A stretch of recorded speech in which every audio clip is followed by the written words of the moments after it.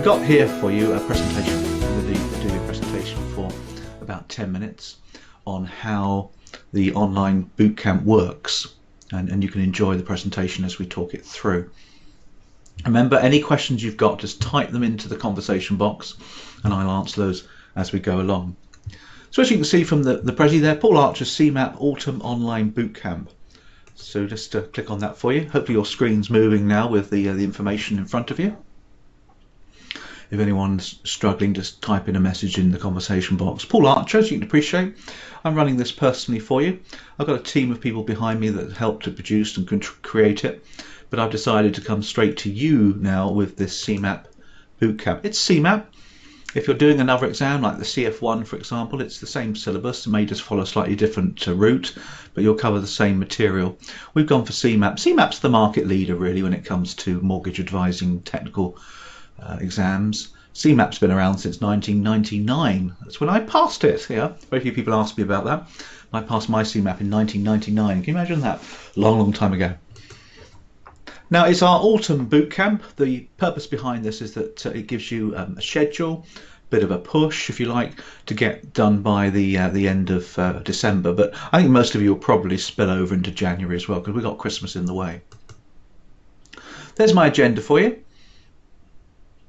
Why, how does it work, personal study plan, lesson plans, and next steps.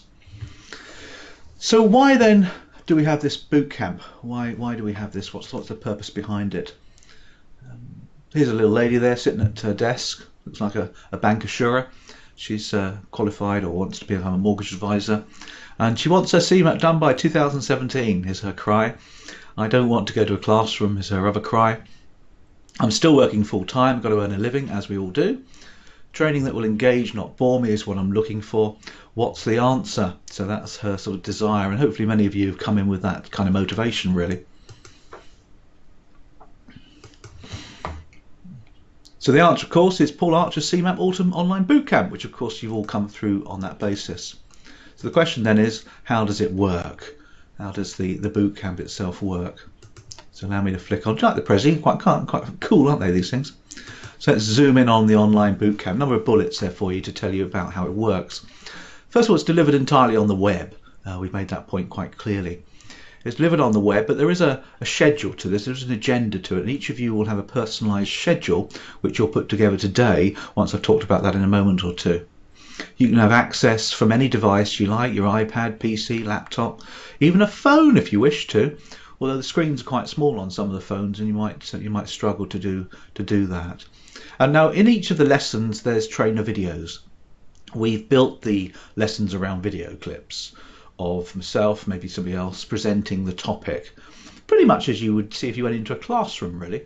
With a whiteboard or flip chart, you'll see a trainer talking about topics, giving illustrations, giving examples, telling stories, using the flip chart to work out calculations, for example. Most of the lessons, if not all the lessons, are based around various videos. Now the lessons, of course, are clearly marked. You will see what the topic is from the lesson. The lessons correlate pretty much accurately with the London Institute of Banking and Finance's textbook. So I imagine all of you have got that textbook, the 500-page tome that they've produced, which is very good. But it's written by technical people that write technically. It's not a problem. It's very good.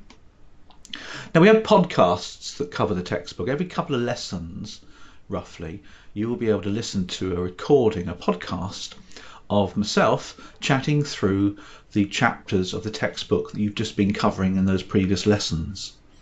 No, I'm not just going to read the textbook. Anybody can do that. In fact, you can get a computer program to do that now, automated intelligence. No, I'll chat it through, talk about some of the stuff in there, highlight some key areas for you, summarise, give a few different examples, just kind of bring it to life, really. If you want to read the textbook, fine. If you don't want to, that's fine too. As long as you listen to the podcast and take it all in, then you will be covering the textbook detail. That's the whole point behind it. Some people like to sort of read the textbook as I'm talking. They'll plug me in if they like, and they'll be scanning the pages as we go through. That's a pretty cool way of doing it. Depends on your learning style, really. But the audio, of course, is designed just to be listened to, the video to be watched, and that's the way it works. We have given you access to our revision guides as well. We have bulleted revision guides on all the material. These are PDF versions. You'll get access to them on the learning management system.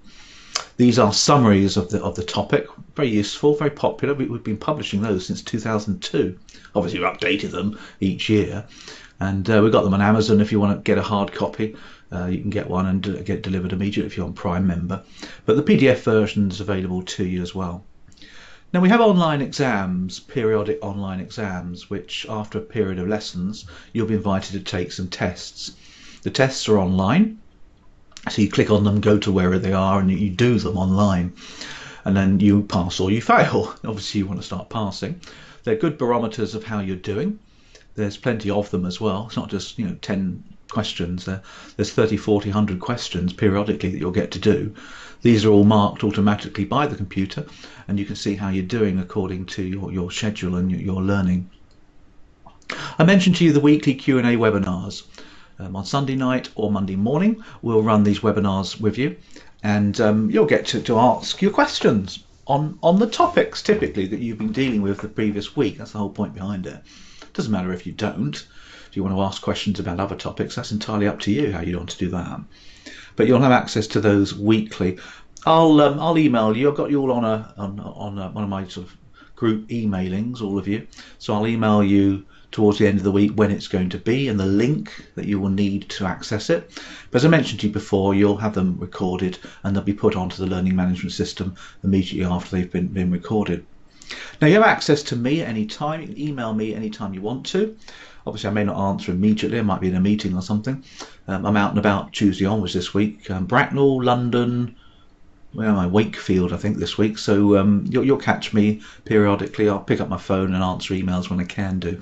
You might have emails about questions, about things you're not sure about, whatever it is, that's fine. Don't phone, you'll never get through anyway. Email is the best way. We're starting today, as you can appreciate, 23rd of October. However, that is not essential. We may have people joining us as time moves on, but the whole point is that the 20 or so of you will work together as a boot camp, if you like, as a collective towards your aim of passing the exam. You've got the price there, but you've already paid that, so don't worry about that. So let's flick out then, because what I want to do now is take you through your personal study plan. This is the bit I'm quite looking forward to sharing with you, the personal study plan. Now, the whole point about online learning is it's self-paced, and you can decide yourself what pace you go through. There's no you must do this, you must do that. However, you need to keep it moving along. You can't suddenly take a couple of weeks off, so you can if you've got some holiday booked. But you need to keep this going regularly for the next 2 to 3 months. The whole point behind this is that you do little but often of study. Rather than cramming it all into a 3 or 4 day workshop, you're doing little or all. On saying that, however, it's all recorded, it's all on the system. So you don't have to wait, you can just plough through the lessons if you want to. Some people, I guess, will probably do that. But I imagine most of you have got full-time jobs or other things that you need to be doing along the way. So what I've done is I've created a personal study plan for you. I've put it on the system here so you can access it as a download. It's on the webinar now, but I have emailed it to you all, and I will email it again this morning when I send you the confirmation email and the link to where this recording is going to be. It's a simple old thing. It's a personal study plan. It's a PDF document, and here's page 1, which hopefully is coming up on your screen. Now you'll notice that this is the CeMAP Online Bootcamp scheduler for CeMAP 1. And I've got down there 5 weeks, 5 complete weeks starting today, the 23rd of October. Now what we've done to make this work for you is we've got 27 lessons for CeMAP 1 in total. You've probably been on the learning management system and you've seen them. I went on this morning actually. Most of you have been mooching around the system, which is great. Now to keep on schedule, you need to do 6 lessons a week. Now each lesson is an hour to an hour and a half of viewing and listening to the podcasts. Hour to an hour and a half, probably an hour and a half actually, most lessons. Some maybe slightly less, some slightly more. The lessons that incorporate tests might be slightly longer. So you do need to find the time 6 times a week. It's going for it, don't get me wrong. Crikey, you're going to have to work hard on this. It's not going to be easy. I don't think any of you know that this isn't going to be easy. You're still going to work hard on this one. Now the point is though that you've got a whole week, got 7 days. And I know that some of you were telling me that you're going to be doing a couple of lessons on a Saturday, a couple of lessons on a Sunday. That way you don't have to overdo it during the week, and that's totally cool. And as you can appreciate, we've got the introductory webinar there on the 23rd of October. Then I've got 6 boxes there for the lessons 1 to 6. And the idea that you need to do now is put your days there that you're going to do those lessons. Obviously, they're going to change. So I do it in pencil if I use it and rub it out. So you might, for example, think, well, actually, I can do a lesson a day. I'm going to get up earlier by an hour, and I'm going to finish work half an hour early. The boss has let me off, and I'm going to do an hour in the evening. So that's cool.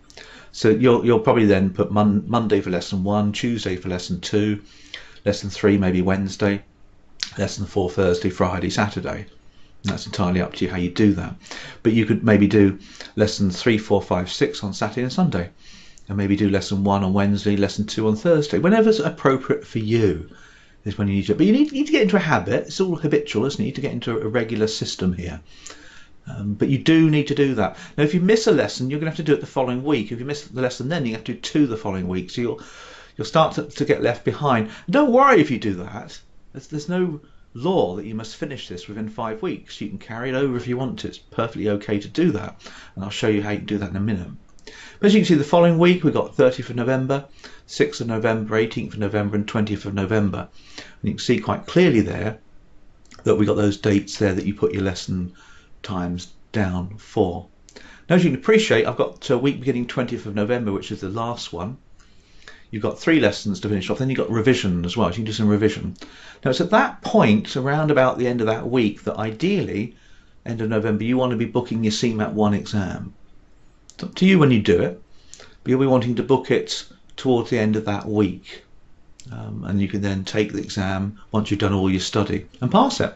That's the whole point behind it. Now, the reason for like 3 or 4 revision days there, it gives you the time to do some revision maybe, but also to take the exam. And once you've taken your CeMAP 1 exam and passed it, then you can move on to CeMAP 2 and 3, which, as you can appreciate, pretty much cracks on immediately that the last one finished. Again, if you fail the exam, which will be terrible, but don't worry about it, just keep doing your CeMAP 2 and 3. Just go straight on to 2 and 3. You don't have to redo your CeMAP 1.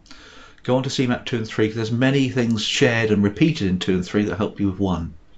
And but don't worry if you get left behind, if you start to move the dates, because the lessons are automated. They're on the system for you. The Q&A webinars, as you can appreciate, are accessible via recordings, and the intro webinars are also accessible via recordings. So you can shunt it along if you want to. It's not a problem. But if you really want to get done by the end of the year, you've got to stick to this schedule. Same thing for 2 and 3. We've got 29 lessons all told for 2 and 3. Problem is, though, as you can appreciate, we're into Christmas week there. 25th of December is the last week there. So many of us, of course, will probably be taking some time off, which will be cool, because that's what Christmas is for. So what I have done is I produce a 3rd page, as you can see here, which takes you into January. CeMAP study carried forward, I've called it. And here I've got 1st of January, 8th of January, 15th of January, 22nd of January, 29th of January. And if you wanted just to copy up another page, you head into February as well. And it's here that you can start putting some more lessons in here if you've not kept up to the previous schedule. I'm still running the Q&A webinars, as I mentioned to you. I'm still accessible. You have access to this system for 90 days. If you want it longer, just let me know. So as you can appreciate, we're into the end of January here. So you could eke yourself into that period, which would be totally fine. We've still got the Q&A webinars going on, as you can see. I've penciled in some dates for those. They may run those days, they may not. It depends where we are nearer to the time. So what I'm saying to you then is that if you really want to get cracking, you're going to do this in 2 months. You've got to get your exams booked in the right timing, and you've got to keep to your schedule. It's going to be hard. You'll work hard into an evening possibly, maybe early in the morning. You might get an hour off work from your boss. The whole point is, though, that you've got a schedule that you determine today, and you put down what you think is possible for your world. So that's the scheduler. Again, any questions anybody's got on that, please type away now if you want to. Don't think there's any questions coming through. Have a quick look. Anybody have any questions they want to ask about the scheduler? All those good things. Okay, well, I'll move on my Prezi now then. We've talked about the lessons themselves. You've had access to the lessons. Here's a confirmation of all the different lessons that we've got. I mentioned these before. They're on the learning management system, clearly marked, of course. Each one relates to a chapter in the London Institute's textbook, so you can keep it moving along nicely. That's CeMAP 1. As you can see, it's lesson 1, financial services industry, all the way down to lesson 26. Lesson 27 is exams. As you can see, you can do some exams in lesson 17 as well. So that's the agenda for CeMAP 1. CeMAP 2 looks like this. A few more lessons because we're doing 2 and 3 combined. You should always study 2 and 3 together, and you should take the exam for 2 and 3 at the same time as well. Maybe on the same day if you're really a glutton for punishment. Possibly over 2 consecutive days is best for CeMAP 2 and 3. They're the same topic, you see, and as you can appreciate, the last 4 lessons there are all about case study, practice and answers. There's videos describing things there for you as well. So that's your CeMAP 2 lesson plan. And they're clearly into, but this is obviously the sales bit. Interested? Well, your next steps. And the whole idea is you sign up, which you guys have already done. So quickly enroll, got 20 people limited, which we've got actually just hit the 20 mark this morning. So that's all good news. And you're all registered, good to go. So that finishes off my Prezi really, which gives you a good example of how things work, a bit of an overview really.